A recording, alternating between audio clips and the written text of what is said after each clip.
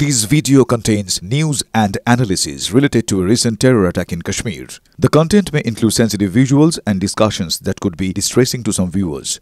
Viewer discretion is advised. We strongly condemn all forms of violence and terrorism.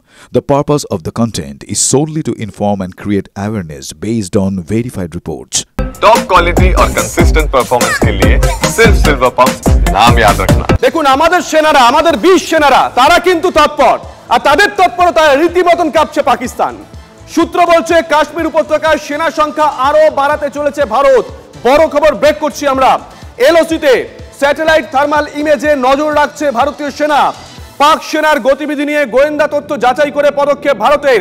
Detail নেব। জ্যোতির্ময় আমাদের সঙ্গে রয়েছেন আমাদের সহকর্মী জ্যোতির্ময়। দেখো এই মুহূর্তে আমি যে জায়গায় দাঁড়িয়ে রয়েছি এই জায়গাটা স্ট্র্যাটেজিকভাবে অত্যন্ত গুরুত্বপূর্ণ। বারামুলা শহরের ঠিক বাইরে উরির ঠিক কিছুটা আগে এই মুহূর্তে আমি যে জায়গায় রয়েছি সেই জায়গার ছবিটা এই মুহূর্তে দর্শকদের সামনে প্রথম তুলে ধরা দরকার। আমার সামনে দিয়ে এই মুহূর্তে বয়ে যাচ্ছে ঝিলাম নদী এবং দূরের যে পাহাড় দেখতে পাচ্ছ, যে বিস্তীর্ণ পাহাড় দেখতে পাচ্ছ, এই পাহাড়ের ঠিক ওপারেই রয়েছে পাক অকুপায়েড কাশ্মীর।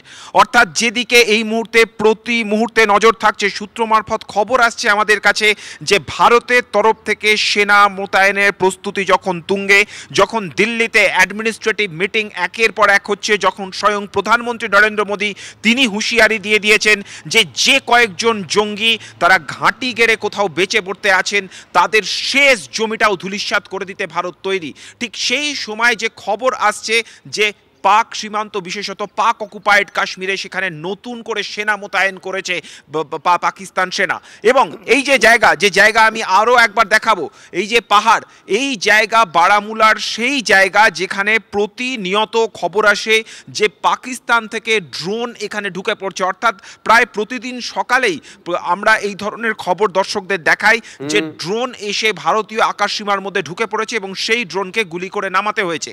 আমরা যেখানে দাঁড়িয়ে রয়েছি আমাদের ঠিক পিছনের দিকের অংশ আমরা ক্যামেরা কোনোভাবেই ঘোরাতে পারবো না, সেই দিকে আমরা ক্যামেরা ঘোরাতে পারবো না, কারণ সেই দিকে রয়েছে আর্মি বেস। আর এই জায়গা স্ট্র্যাটেজিকভাবে এতটা ইম্পর্টেন্ট যে এই জায়গার দিকে প্রতি মুহূর্তে পাকিস্তানের নজর রয়েছে, যে কোনো সময় এখানে আঘাত আসতে পারে। আমরা প্রত্যেকে জানি উড়ি সেই জায়গা যে জায়গার সঙ্গে 2019-এর সার্জিক্যাল স্ট্রাইকের নাম জড়িয়ে রয়েছে।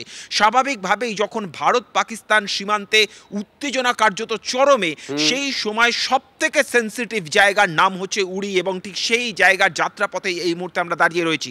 যে সময় আমরা পেহেলগামে হামলার ঘটনা দেখেছি, নারকীয় হত্যালীলা দেখেছি, তার 24 ঘন্টার মধ্যে প্রথম যে জায়গা দিয়ে অনুপ্রবেশের চেষ্টা হয়েছে তা হচ্ছে ঠিক এই পিছনের পাহাড়। ঠিক পিছনের পাহাড়ের ওপারে যে নিয়ন্ত্রণ রেখা রয়েছে, যে পাক অকুপায়েড কাশ্মীর রয়েছে, ঠিক সেই উড়ি সেক্টর দিয়ে সেখান দিয়েই কিন্তু জঙ্গিরা ঢোকার চেষ্টা করছিল এবং তাদেরকে গুলি করে সঙ্গে সঙ্গে নিকেশ করে দিয়েছে সেনাবাহিনী। আর যখন তাদের নিকেশ করা হয় তাদের কাছ থেকে আইডি পাওয়া গিয়েছে, তাদের কাছ থেকে চায়নার তৈরি পিস্তল পাওয়া গিয়েছে, তাদের কাছ থেকে বিপুল পরিমাণ অস্ত্রশস্ত্র পাওয়া গিয়েছে। অর্থাৎ প্রতি মুহূর্তে যে খবর আসছে তা চমকে দেওয়ার মতো যে লাগাতার জঙ্গিরা কিন্তু ঠিক এই পিছনের পাহাড় থেকে ঢোকার চেষ্টা করছে ভারতের দিকে, আর প্রতি মুহূর্তে তৈরি রয়েছে ভারতীয় সেনা।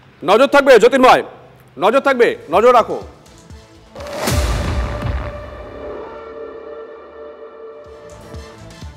যেমন কথা তেমন কাজ। পেহেলগাঁও হত্যার প্রত্যাঘাত ভারতের। গতকালের পর আজও কয়েকজন জঙ্গির বাড়ি গুড়িয়ে দিয়েছে সেনা। পুলওয়ামা, কুলগাঁও, ত্রাল, সোপিয়ান 7 জঙ্গির বাড়ি ধ্বংস করে দেওয়া হয়েছে। বড় খবর, কুলগাঁয়ে জঙ্গি জাকির আহমেদের বাড়ি বিস্ফোরণে উড়িয়ে দেওয়া হয়েছে। সোপিয়ানের জঙ্গি শাহিদ আহমেদের বাড়ি গুড়িয়ে দেওয়া হয়েছে। এই মুহূর্তে যে ছবি আপনারা দেখছেন, পেহেলগাঁও হত্যার প্রত্যাঘাত ইতিমধ্যেই শুরু করে দিয়েছে ভারত।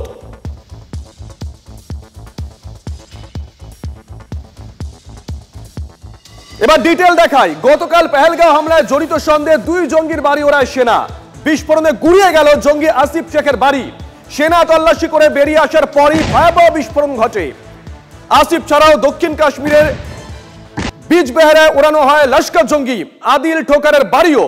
বৈসরারে পর্যটকদের ওপর হামলায় জড়িত লস্কর জঙ্গি আদিল।